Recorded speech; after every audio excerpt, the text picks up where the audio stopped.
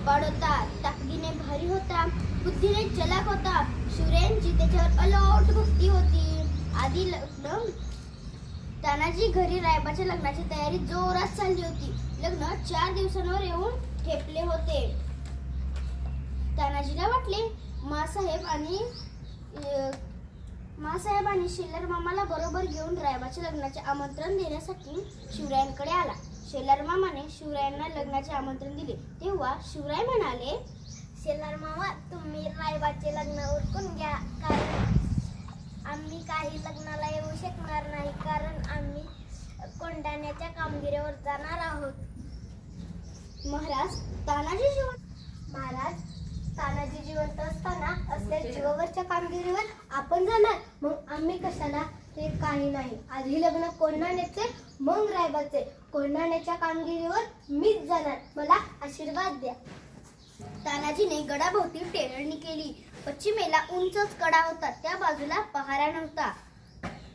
तानाजीने कडा चढून जायचा बेत केला. तानाजी आपल्या धाकट्या भावाला म्हणाला, सूर्याजी, तू 500 गडी घेऊन कल्याण दरवाजा गाठ. मी 300 मावळे घेऊन कडा चढून गडावर येतो. गड चढताच आम्ही कल्याण दरवाजा उघडतो. मग या तुम्ही आत घुसा, एकदम शत्रूचं धुवा उडू. चला. सूर्याजी आणि तानाजी दोघे 2 वाटांनी निघाले. तानाजीचे 5-6 गडा चढायला पुढे झाले. केवढा कडा उंच, पण ते कपारी धरून कोटे बोटे फटीत घालून मोठ्या हिमतीने कडा चढ गेले. वर जाताच त्यांनी डोके एका घट्ट झाडाला बांधले. मग काय, तानाजी आणि त्याचे मावळे दोऱ्यावरून भराभरा वानरासारखी कडा चढून गडावर गेले. लढाईला सुरुवात झाली. उदयभानाला खबर लागली. नगारा वाजला. उदयभानाचे सैन्य मावळ्यांवर चाल करून आले. हातघाईची लढाई सुरू झाली. तलवारीला तलवारी भिडल्या. सपासप वार होऊ लागले. ढाली खणानू लागल्या. मशालींचा नाद सुरू झाला. मावळ्यांनी कल्याण दरवाजा उघडला. सिंहासारखा लढत होता. उदयभानाने त्याच्यावर झेप घेतली. दोघांची झुंज सुरू झाली. दोघेही शूरवीर, कोणीही हटेना. इतक्यात तानाजीची ढाल तुटली. त्याने हाताला शेला गुंडाळला.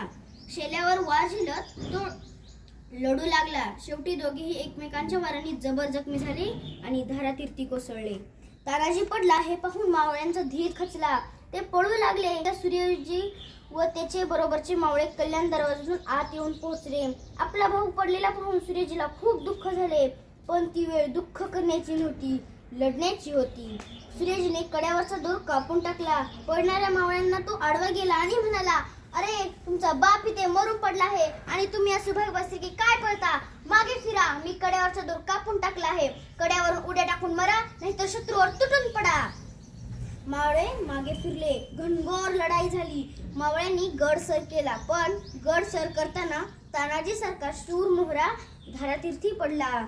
जिजामातेस व शिवरायांना ही बातमी कळली. त्यांना खूप दुःख झाले. गड ताब्यात आला, पण सिंहासारखा शूर तानाजी गेला.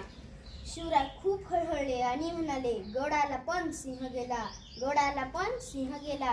कोंढाण्याचे सिंहगड हे नाव सार्थ झाले. ही घटना सन 1670 मध्ये घडली. पुढे उमरठी गावी जाऊन शिवरायांनी रायबाचे लग्न केले.